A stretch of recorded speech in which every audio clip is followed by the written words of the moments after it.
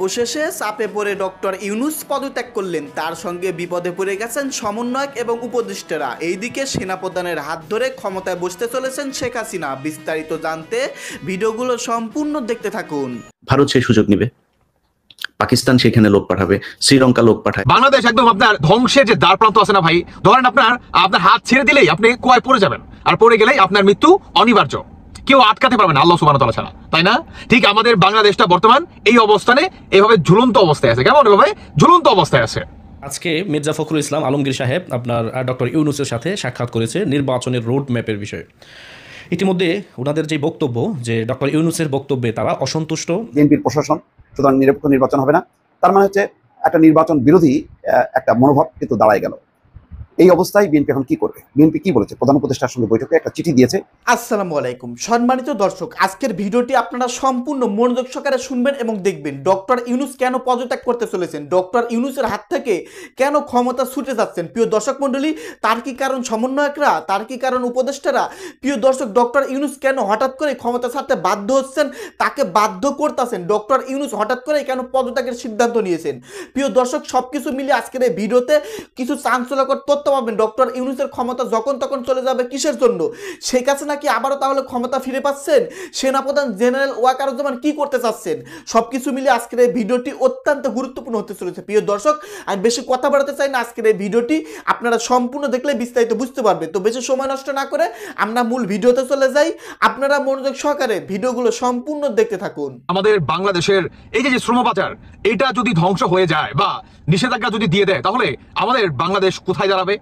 বাংলাদেশ একদম আপনার ধ্বংসের যে দ্বার প্রান্ত আছে না ভাই, ধরেন আপনার হাত ছেড়ে দিলেই আপনি কুয়ায় পড়ে যাবেন, আর পড়ে গেলেই আপনার মৃত্যু অনিবার্য, কেউ আটকাতে পারবে না আল্লাহ সুবহানাহু ওয়া তাআলা ছাড়া, তাই না? ঠিক আমাদের বাংলাদেশটা বর্তমান এই অবস্থানে এভাবে ঝুলন্ত অবস্থায় আছে। কেমন এভাবে ঝুলন্ত অবস্থায় আছে? সৌদি আরবের প্রিন্সকে বা সৌদি আরবের সরকারকে আপনারা যেভাবে মানে জিহাদি ভাই মনোভাব নিয়ে বা এই যে মনে করেন বিবেকটা সাইডে রেখে ভাই আবেগের বশে জুতা মারলেন, তাই না? তাকে কাত্তরুয়া বানালেন, তার ছবি দিয়ে মনে করেন জুতার মালা পর্যন্ত পরালেন, চর থাপ্পড় পর্যন্ত দিলেন। এটা করে আসলে আপনারা কি বোঝানোর চেষ্টা করছেন বলেন তো? তিনি মক্কার বা মদিনা, তারপর সৌদি আরবের সরকার, তিনি কেন চুপ করে রয়েছে, তাই না? আচ্ছা, তিনি কি বা আমাদের সৌদি সরকার, তারা কি মানে পুরো পৃথিবীর কি নাকি বলেন তো? ইমাম মাহাদি তিনি ইমাম মাহাদি না রে ভাই, তিনিও একজন মুসলিম, তাই না? তো তাকে যে জুতা মারলেন, কাজটা কি ঠিক করছেন? অনেকেই আমাকে কমেন্ট করছেন যে তুষার ভাই আপনি কেন কথা বলেন, আপনি কেন ভয় দেখান, আপনি কেন ডর দেখান, আমরা কি জিহাদি মনোভাব করবো না? আল্লাহ যত জন্ম দিচ্ছে, মৃত্যু একদিন আমাদের বরণ করতে হবে। অবশ্যই ভাই, অবশ্যই আমাদেরকে প্রতিবাদ করতে হবে, কিন্তু জায়গা মতো প্রতিবাদ করতে হবে, লেজ্জ প্রতিবাদ করতে হবে, অন্যায় প্রতিবাদ করতে হবে না। কারণ দিন শেষে আপনার দেশের দিকেও তাকাতে হবে, বুঝতে পারছেন? আজকে দেখেন, আজকে একটা দেশের জন্য আপনার নিজের দেশের যে কোটি কোটি মানুষকে, অসহায় মানুষদেরকে আপনি বিপদে ফেলে দিবেন, এটাও কিন্তু ভাই যা আপনার আমাদের কোরআনে কিন্তু জায়েজ নাই, তাই না? শোনেন একটা কথা বলি, আমাদের বাংলাদেশে আমরা অনেক দরিদ্র একজন মানুষ রে ভাই, তাই না? অনেক দরিদ্র মানুষ আমরা। এখন এই বাংলাদেশের উপরে যদি কোনোভাবে সৌদি আরবের শ্রম বাজারটা ধ্বংস হয়ে যায় বা হাত ছাড়া হয়ে যায়, আপনার এই শেখ হাসিনার পতন কিন্তু এই রেমিটেন্সের মাধ্যমে হয়েছিল, ভুলে গেলে কিন্তু চলবে না। এই শেখ হাসিনার পতন সমন্বয়কারীরা বা আন্দোলনকারীরা, ওদের 14 গোষ্ঠীর ক্ষমতা ছিল না যে ওদের বা আওয়ামী লীগের পতন ঘটাইবো। এই আওয়ামী লীগের পতনের পিছনে মূল মাস্টার মাইন্ড বা মূল কাঠিটা হচ্ছে ভাই এই রেমিটেন্স, বুঝছো ভাইয়া? এই রেমিটেন্স যদি প্রবাসীরা বন্ধ না করতো, শেখ হাসিনা একটা চুলো পর্যন্ত পাকা করতে পারত না, আন্দোলন করে কোনো বালদো হালাই পারত না, আর এমনি কইতে সরি গাইস, কিচ্ছু করতে পারত না যদি রেমিটেন্সটা বন্ধ না হইতো। কিন্তু পুনরায় এই রেমিটেন্সটা আবারও বন্ধ চিরজীবনের জন্য হতে যাচ্ছে, চিরজীবনের জন্য। আমাদের বাংলাদেশের এই যে মনে করেন 1.5 কোটি থেকে প্রায়, তাই না, 1.5 কোটি প্রবাসী ভাই, এই যে এত প্রবাসী যদি মনে করেন তারা দেশে চলে আসে, 1 কোটি প্রবাসীর সাথে ধরেন আরো 2 কোটি পরিবার, মানে 3 কোটি ভাই। এই 3 কোটি পরিবার রাস্তায় নেমে আসবে, পুরো রাস্তায় নেমে আসবে। যখন কি করবেন? তখন করবেন কি বলেন? কিভাবে বাঁচবেন? এই ইউনূস সরকার তাদের ভরণ পোষণ দিবে, তাদের পরিবারকে চলার জন্য আর্থিক সহায়তা করবে? আপনারা দিবেন? দিবেন না তো আপনারা। তখন আপনারা মিটমিট করে হাসবেন আর একটা কথা বলবেন যে ভাই জন্ম যখন নিচের মৃত্যু একদিন বরণ করতে হবেই, অতএব ইসলামের জন্য আমাদের প্রতিবাদ করতে হবে। শুনুন একটা কথা বলি ভাই, আমি কোনো মৌলবী না, আমি কোনো ওই ধরনের বড় কোনো পণ্ডিত না, তারপরে একটা কথা বলতে হয় ভাই, আজকে বলতে হয়। আল্লাহ একটা কথা বলছে, কারণ 4 নম্বর সূরা 7 নম্বর আয়াতে না আল্লাহ আমাদেরকে বলছে, যখন নাকি আমরা বা যখন নাকি কিয়ামত হবে, তখন ফেরেশতারা আমাদেরকে জিজ্ঞাসা করবে যে তোমরা দুনিয়াতে কেমন ছিলে, তখন আমরা বলবো যে যে আমরা অনেক অত্যাচারিত ছিলাম, আমাদের উপর অনেক নির্যাতন করছে, আমাদেরকে মব জাস্টিস করছে, গণহত্যা করছে, আমাদের উপরে মিসাইল মারছে, আমাদেরকে বালি চাপা দিয়ে মারা ফেলছে, আমাদের উপরে ব্রাশ ফায়ার করে আমাদেরকে মারা ফেলছে, মানে আমরা প্রচুর নির্যাতিত ছিলাম, প্রচুর। তখন ফেরেশতারা বলবে যে আল্লাহ কি দুনিয়াটা প্রশস্ত করে বানায় নাই? তোমরা সেখান থেকে সরে কেন গেল না? তোমরা সেখান থেকে সরে কেন গেল না? কথাটা একটু বোঝার চেষ্টা করবেন, একটু বোঝার চেষ্টা করবেন ভাই। আল্লাহ 4 নম্বর সূরা 7 নম্বর আয়াতে আল্লাহ বলছে যে যখন নাকি কিয়ামত হবে বা ফেরেশতারা যখন নাকি আমাদেরকে জিজ্ঞাসাবাদ করা হবে যে দুনিয়াতে তোমরা কেমন ছিলা, তখন আমরা বলবো আমরা নির্যাতিত ছিলাম, আমাদের উপরে অত্যাচার করছে, মানে এগুলো করছে, তাই না? তখন ফেরেশতারা আমাদেরকে বলবে যে আল্লাহ তো দুনিয়াটা ছোট করে বানায় নাই, ওরা প্রশস্ত করে বানাইছে, তোমরা সেখান থেকে সরে কেন গেল না? সরে কেন গেল না? তখন আপনি কি বলবেন? তখন আপনি কি বলবেন? কি মসজিদ লাগছা? তাহলে এই কথা বলতে হয় ভাই। আমাদের নবী হযরত মুহাম্মদ সাল্লাল্লাহু আলাইহি সাল্লাম তিনি কি মক্কা থেকে হিজরত করে নাই মদিনার উদ্দেশ্যে? করছে কিনা বলেন তো ভাই? করছে। তো এই যে আমাদের নবী তিনি যে মক্কায় থেকে আপনার মদিনাতে হিজরত করছে, তাই না? এই মক্কা কিন্তু আমাদের নবীজির বাপদাদার ভিটা ছিল। তখন তিনি অনেক কান্না করছে, অনেক কষ্ট হয়েছে। আবু লাহাব, উতবা, সাইবারা আমাদের নবীজিকে রক্তাক্ত করে ফেলছে, তাই না? আল্লাহ কি পারতো না সরাসরি এদেরকে ধ্বংস করে দিতে? অবশ্যই পারতেন। কিন্তু তারপরও আল্লাহ তার নবীকে কেন হিজরত করালো? কারণ এটার মাধ্যমেও আল্লাহ আমাদের একটা শিক্ষা রাখছে ভাই, যে আমি দুনিয়াটা প্রশস্ত করে বানাইছি, বান্দা তুমি সেখান থেকে একটু সরে আসো, ভবিষ্যতের প্রজন্মের জন্য একটা শিক্ষা রাখছে ভাই। আমি কোনো মৌলবী না, আমার ভুল হলে ক্ষমা সুন্দর দৃষ্টিতে দেখবেন, যতটুকু আমার ক্ষুদ্র জ্ঞানে আমি বলার চেষ্টা করতেছি। তো আজকে এই গাজা তাদেরকেও সেখান থেকে সরে আসতে হবে কিছু সময়ের জন্য। থাক মসজিদ রাখছে, থাক, সমস্যা নাই তো, কিন্তু সরে আসতে হবে। দ্যাট মিনস আবার একটা সময় গিয়ে আমাদের আরো বেশি শক্তিশালী হয়ে তাদের উপরে আক্রমণ করতে হবে, বা পুনরায় সেটা আমাদের উদ্ধার করতে হবে, যেমনটা করেছিলেন আমাদের নবী হযরত মুহাম্মদ সাল্লাল্লাহু আলাইহি সাল্লাম। কি সঠিক কি না বলেন? তো ভাই সবকিছু তো না আপনার আবেগ দিয়ে হয় না ভাই, মাঝে মাঝে বিবেকটা কাজে লাগাতে হয়। এই যে এখন এই যে ইনস্ট্যান্ট এখন সৌদি আরবের সরকারকে যেভাবে জুতা মারলেন, তিনি কি মুসলমান না? তিনি কি দিনী ভাই না আপনার, বা আমাদের দিনী ভাই নন? তাহলে তাকে কেন আপনারা জুতা মারলেন? এখন যদি আপনার এই 30 লক্ষ প্রবাসীকে বা বাংলাদেশিকে নিষেধাজ্ঞা জারি করে দেয়, তখন কি করবেন বলেন? এই অন্তর্বর্তীকালীন সরকার ডক্টর ইউনূস, তার আসলে কত টাকা আছে বলেন? তিনি তো আপনার না মানে পৃথিবীর বুকে সবচেয়ে ধনী ব্যক্তি নয়, তাই না? যে তিনি বাংলাদেশে চালাবে পারবে না তো। এই রেমিটেন্সের টাকায় আমাদের দেশ চলে। আর সবচেয়ে বড় ধরেন এক্সাম্পল, যদি ধরেন 100 টাকা আসে রেমিটেন্স, আপনার প্রায় কি বলে 70 টাকায় আসে এই সৌদি আরবে থেকে, 70 টাকায় সৌদি আরব থেকে আসে। এখন 70 টাকা যদি নষ্ট হয়ে যায়, 30 টাকা দিয়ে আপনি কি করবেন? আপনি কি ওই যে বহির্বিশ্ব থেকে চাল আনবেন, ডাল আনবেন, ওই যে কি বলে খেত বুনতে যে মনে করেন লাগে, যে বীজ লাগে, এটা যে মনে করেন আরেক দেশ থেকে করবেন, ইম্পোর্ট করবেন, সেই সক্ষমতা থাকবে? পারবেন সেটা করতে? পারবেন না তো ভাই। তার কারণ আপনার সেই সক্ষমতা নাই, আপনি হারাই ফেলছেন, পারবেন না আপনি, বুঝেন নাই? তো এগুলো বুঝতে হবে। বাংলাদেশকে যে বর্তমান আপনারা এই জিহাদি মানে মনোভাব নিয়ে দেশটাকে কোথায় যে নিয়ে যাচ্ছেন, কোনো আইডিয়া নাই আপনাদের, কোনো আইডিয়া নাই। আপনারা ভারতের নরেন্দ্র মোদীকে জুতো মারছেন, আপনারা ডোনাল্ড ট্রাম্পকে জুতো মারছেন, আপনি ইসরায়েলের ইহুকে ভাই তাকে কাত্তারুয়া বানায়া তাকে আগুনটা পোড়াই ফেলেন, সমস্যা নাই, উনি কিচ্ছু করতে পারবে না। কিন্তু আপনি ডোনাল্ড ট্রাম্পকে মারছেন, এখন ডোনাল্ড ট্রাম্প অ্যাকশন নেবে। আর সবচেয়ে বড় কথা হচ্ছে ভাই, যাদের মানে দেশে কাজ করে আমাদের বাংলাদেশের অর্থনীতি মনে করেন চাকা ঘুরে, আমাদের লাখো লাখো পরিবার বা কোটি কোটি পরিবার তাদের মুখে দুবেলা আমরা খেতে দিতে পারি, বা তারা একটু ভালো থাকে, দেশটা ভালোর পথে যাচ্ছে, সেই দেশের সরকারকেই জুতা মারলেন বা কাত্তরুয়া বানায়া জুতার মালা দিলেন, থায় আপনারা চরথাপ্পড় দিলেন, তাই না? সাবাসী বাংলাদেশ, সাবাস।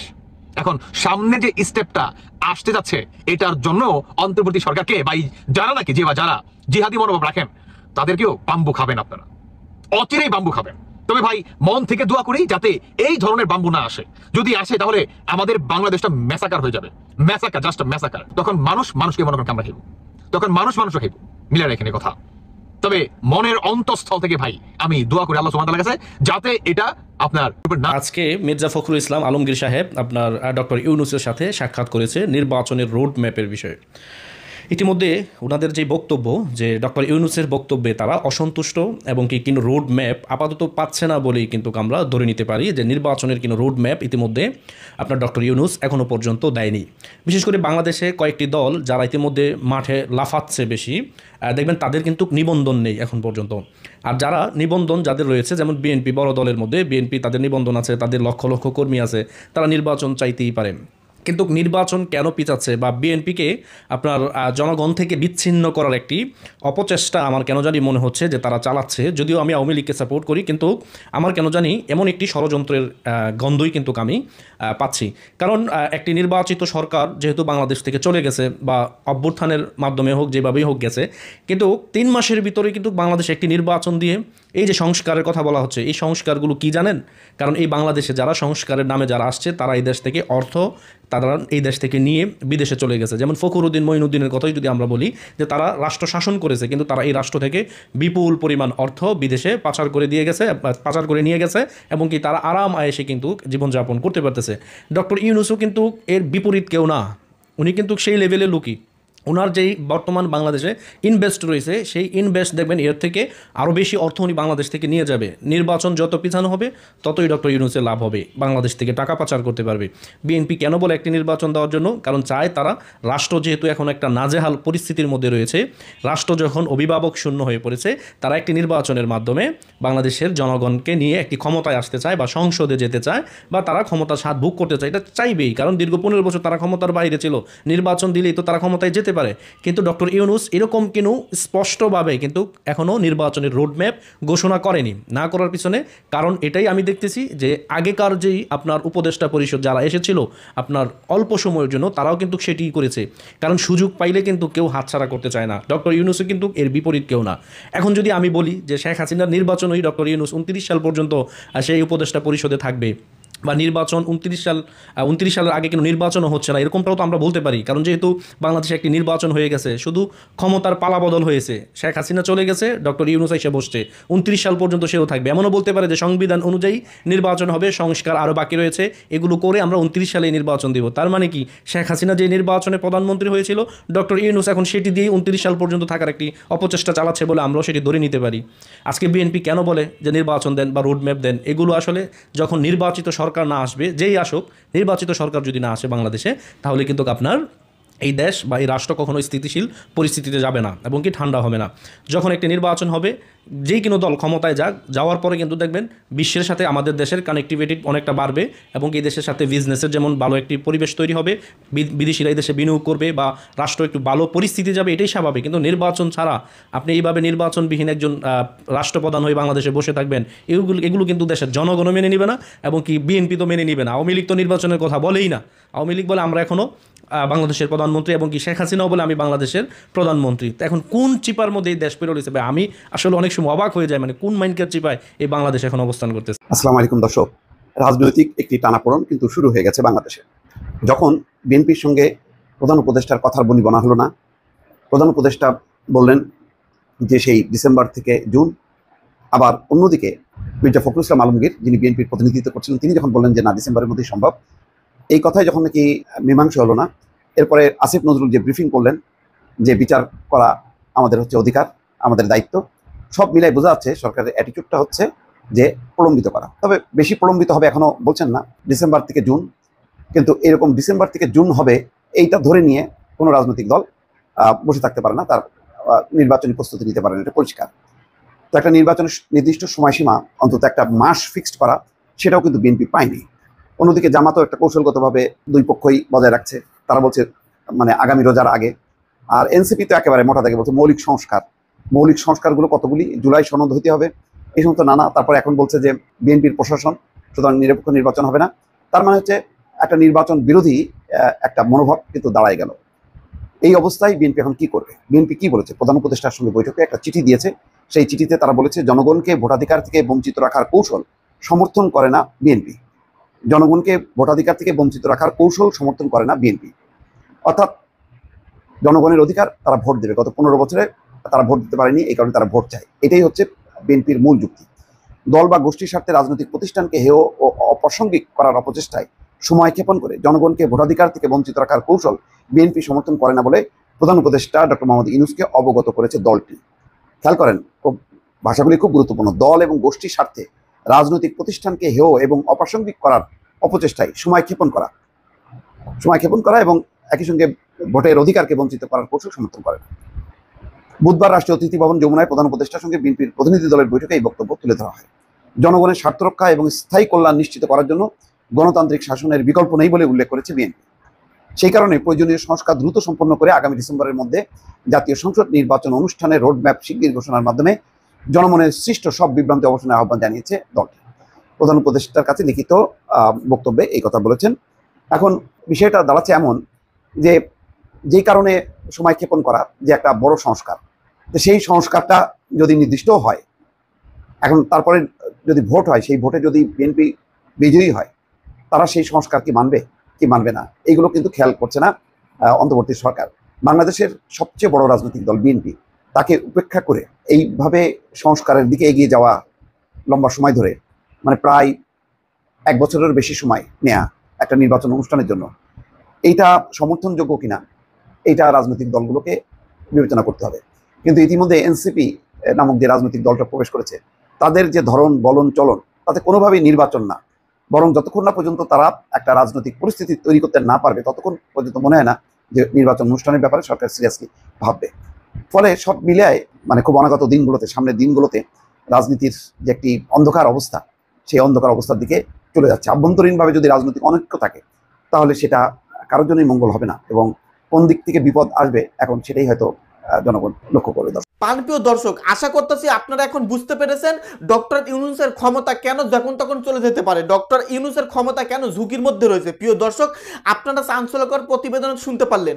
ডক্টর ইউনূসের ক্ষমতা যখন তখন চলে যাবে, এমনকি এই সমন্বয়ক উপদেষ্টারাও যখন তখন আটক হতে পারে। কারণ ডক্টর ইউনূসের ক্ষমতা যদি চলে যায়, তাহলে কিন্তু ডক্টর ইউনূসকে ক্ষমতায় রাখাকারে যারা জড়িত, তারাও কিন্তু মহাবিপদে পড়বে। এইদিকে আবার প্রিয় দর্শক মণ্ডলী, অন্তর্বর্তীকালীন সরকারকে কেন্দ্র করে সেনাপ্রধান জেনারেল ওয়াকারুজ্জামান, রাজনৈতিক দল বিশেষ করে বিএনপি কঠিন চাপ দিচ্ছে। সম্মানিত দর্শক, শেখ হাসিনা কিন্তু তাহলে আবারও ক্ষমতা ফিরে পেতে পারে যদি ডক্টর ইউনূসের ক্ষমতা চলে যায়। প্রিয় দর্শক, সবকিছু মিলিয়ে বর্তমান দেশের পরিস্থিতি খুবই উত্তপ্ত, যে কোনো মুহূর্তে যে কোনো ঘটনা ঘটতে পারে। তাই আপনাদের বলতাছি, নিয়মিত খবর পেতে এই চ্যানেলটাকে এখনই সাবস্ক্রাইব করে রাখুন, এই চ্যানেলের সঙ্গেই থাকুন। প্রিয় দর্শক, ভিডিওটি এখানে শেষ করছি। আপনাদের মূল্যবান মতামত ভিডিওর কমেন্টে অবশ্যই জানিয়ে দিবেন। সকলে ভালো থাকবেন, ধন্যবাদ।